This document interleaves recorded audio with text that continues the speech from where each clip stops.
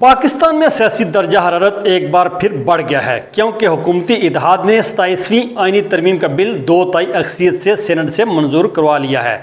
یہ وہ ترمیم ہے جس نے نہ صرف اپوزیشن بلکہ قانونی ماہرین اور عوامی حلقوں میں بھی شدید بحث چھیڑ دی ہے۔ حکومت کا دعویٰ ہے کہ اس ترمیم کا مقصد ملکی نظام انصاف کو مضبوط بنانا اور آئینی معاملات کے حل کے لیے ایک واضح فورم مہیا کرنا ہے، لیکن ناقدین کے مطابق یہ دراصل عدلیہ کے اختیارات کو محدود کرنے اور ایک نیا طاقت کا مرکز قائم کرنے کی کوشش ہے۔ دلچسپ بات یہ ہے کہ یہ ترمیم ابھی قومی اسمبلی سے منظور ہونا باقی ہے اور سیاسی مبصرین کے مطابق وہاں اس پر ہونے والی بحث ملک کی آئینی سمت کا تعین کر سکتی ہے۔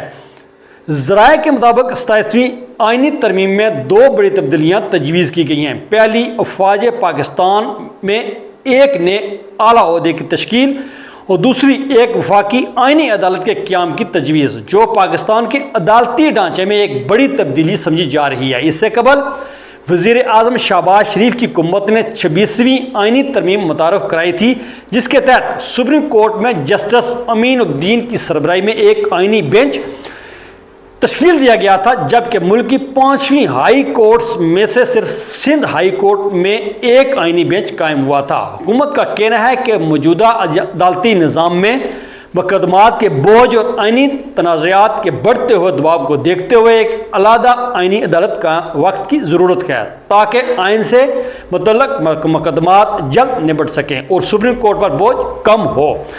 لیکن حزب اختلاف کی جماعتیں اس بیانی کو تسلیم کرنے کو تیار نہیں۔ ان کا کہنا ہے کہ حکومت دراصل سپریم کورٹ کے اختیارات آئینی عدالت کو منتقل کر کے اعلیٰ عدلیہ کو سیاسی اثر میں لانا چاہتی ہے۔ ان کے مطابق اس ترمیم کے بعد سپریم کورٹ کا کردار محدود ہو کر صرف فوجداری اور دیوانی مقدمات تک رہ جائے گا، جبکہ آئینی اقدامات ایک نئے فورم کے تحت چلیں گے جس کے ججز کا تقرر براہ راست حکومت کی مشاورت سے ہوگا۔ یہی وہ نقطہ ہے جس پر وکلاء برادری سب سے زیادہ تحفظات کا اظہار کر رہی ہے۔ پاکستان بار کونسل اور سپریم کورٹ بار ایسوسی ایشن کے بعض نمائندوں نے کہا ہے کہ یہ اقدام عدلیہ کی آزادی پر براہ راست حملہ ہے، کیونکہ اگر آئینی تشریح کا اختیار کسی نئی عدالت کے سپرد کیا گیا تو سپریم کورٹ کا کردار محض رسمی رہ جائے گا۔ اب سوال یہ پیدا ہوتا ہے کہ اس نئی عدالت کی سربراہی کون کرے گا؟ حکومت نے تاحال اس حوالے سے کوئی باضابطہ اعلان نہیں کیا، تاہم وزارت قانون کے ذرائع کے مطابق امکان ہے کہ سپریم کورٹ کے موجودہ آئینی بینچ کے سربراہ جسٹس امین الدین ہی اس نئی آئینی عدالت کے پہلے چیف جج ہوں گے۔ ان کے علاوہ جسٹس مسرت ہلالی اور جسٹس باقر نجفی کے نام بھی زیر غور ہیں، جبکہ بلوچستان ہائی کورٹ کے چیف جسٹس اور سندھ ہائی کورٹ کے ایک سینئر جج کو بھی اس عدالت میں تعینات کرنے کی تجاویز دی جا رہی ہیں۔ ماہرین کا کہنا ہے کہ اگر آئینی عدالت قائم ہو گئی تو پاکستان کا عدالتی نظام 2 حصوں میں تقسیم ہو جائے گا، ایک طرف عام مقدمات کے لیے سپریم کورٹ اور دوسری طرف آئینی تنازعات کے لیے ایک علیحدہ عدالت۔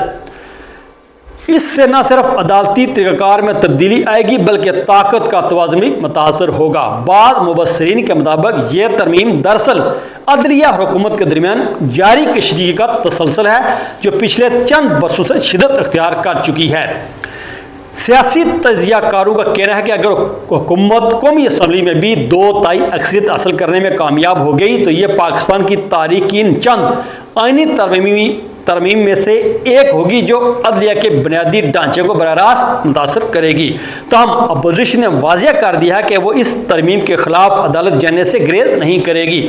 وکلاء تنظیموں نے بھی اشارہ دیا ہے کہ اگر ترمیم منظور ہو گئی تو اسے سپریم کورٹ میں چیلنج کیا جائے گا۔ یہ کہنا ابھی قبل از وقت ہے کہ 27ویں آئینی ترمیم واقعی عدالتی نظام میں بہتری لائے گی یا ملک میں طاقت کی ایک نئی کشمکش کا آغاز کرے گی، لیکن ایک بات طے ہے، پاکستان کی سیاسی تاریخ کا ایک نیا باب لکھا جا رہا ہے۔